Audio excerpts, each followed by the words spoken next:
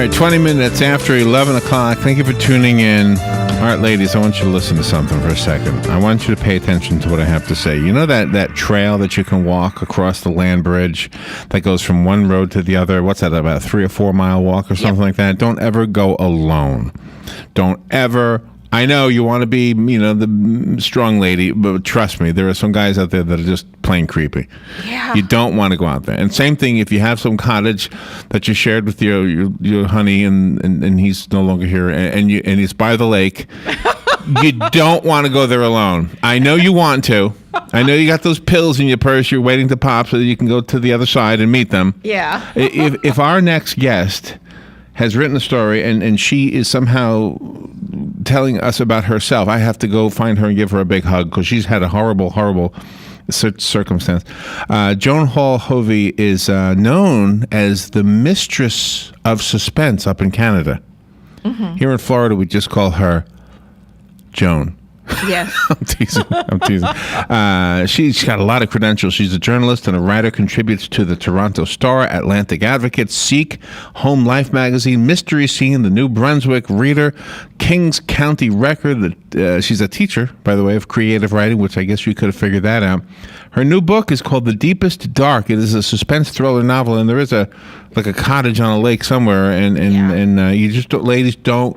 You get a big guy who you have no sexual interest in at all, so that he won't be coming on to. Well, he might have one for you, but you gotta kick him out. Yeah. In that, well, he'll listen to you. The big guys. I'm a big guy. I will listen to you. Yes. Okay. Good morning, Joan. How are you? Good morning, Larry. Nice to talk to you. How do you like that title, The Mistress of Suspense? You like that?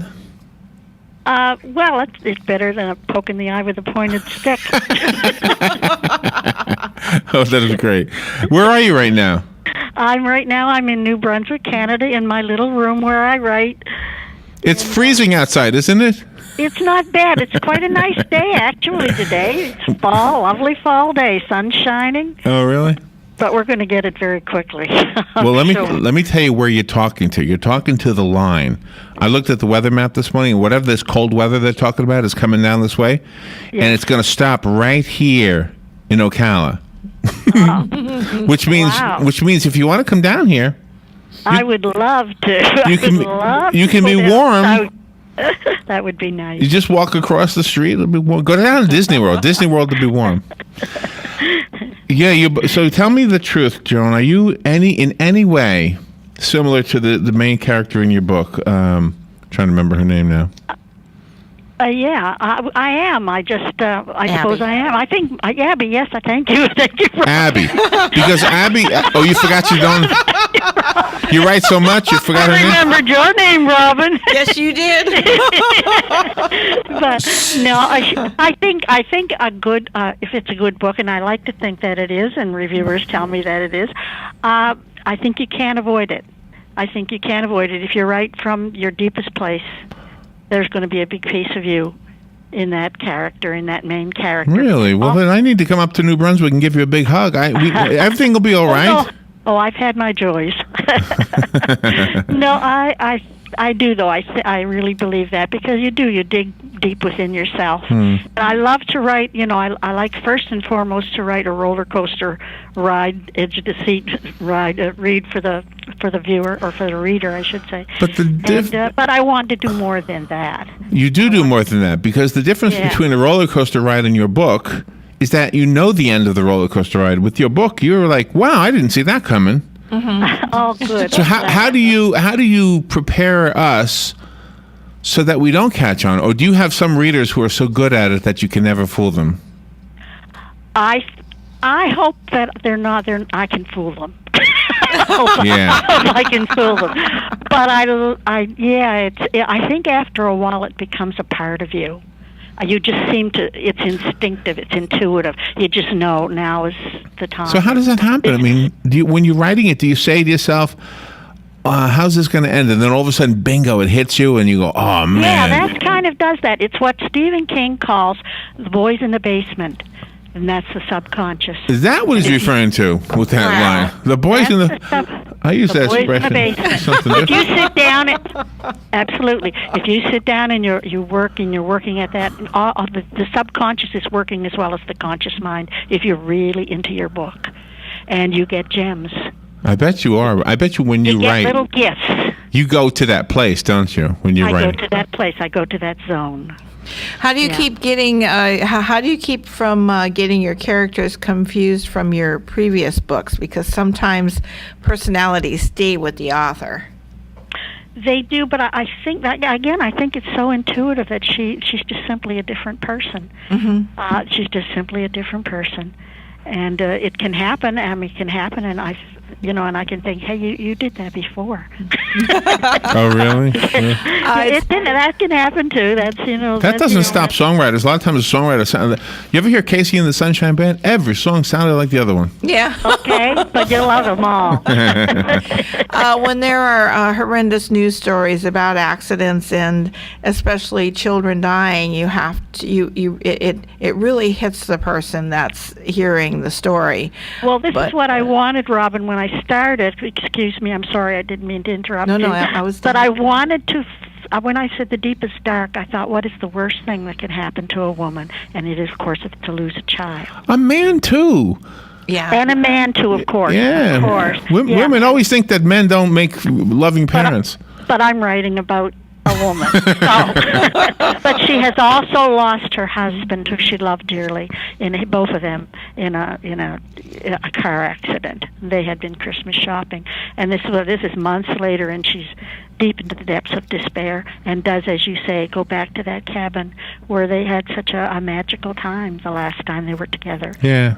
And as she's on her way there, thinking if they're not there, because she's having a crisis of faith, if they're not there, then I have these pills. And at the same time, there's been a prison escape. And there are three very bad guys on the way to the same place she's on the way to. And this is the premise of the story. Ay. And if you tell any more, then No more. that basement, the boys in the basement, Yeah. they're going to be disappointed that you gave it away. Yeah. Not giving anything away, but that's the setup of the story. And this is where she finds what she's made of and goes through and involves herself in that crisis of faith that she's having, and how that all comes out. But see, now couldn't I crawl into the book at one point and say, "Hello, Abby, why don't you invite me? I won't touch you, I promise. I got no interest. I just want to. There's some guys coming, and I got a gun, so I can help you out here." Yeah. She never thought of that. Yeah, a new genre. It's reader. This is so fun talking to you guys. You're great. I wish I could meet you in person. Wait, come to Florida, or either that, or we'll come up to New Brunswick. That'd be cool. Okay. What is New Brunswick like? Is it like a European? It's like Maine. It's like Maine. The flora and the fauna is a lot like Maine. Oh, wonderful. We have lots of little lakes, and it's beautiful. Mm-hmm. And the leaves are gorgeous. So have you lived there all your life? All my life. I'm going to look it up on Google. I'm going to go Street View. That's how I visit places with Street View. Joan Hall Hovey has given us a copy of the book, and I'd like to give it away to a listener. So call us up and tell me you want it, and you can have the one copy that was sent to us. The rest of us have to go buy it. Joan, how do we do that? How do we buy it? Well, by the way, you can also download it on Amazon. Oh, wonderful. That's right. And Yeah. also download it to your e-reader as well. Yeah, to your Kindle, and read it from there, or you can get it in your favorite bookstore. That's what I do. I do things to my Kindle now, and I have a voice that'll read it to me. Yeah. A lady's voice. Lovely. Yeah, a lady's voice. I must say I love my Kindle. Let me give this one away. Good morning. You've got the book. Who's this? This is Linda. Linda. It'll be waiting for you here at the station, okay? Hi, Linda. Hi. Hope you enjoy the book. Isn't that cool? You get to speak to your readers like that? It's wonderful. It's just wonderful. These are one of the perks. Joan Hall Hovey, Hovey. Go to joanhallhovey.com. Go to Amazon.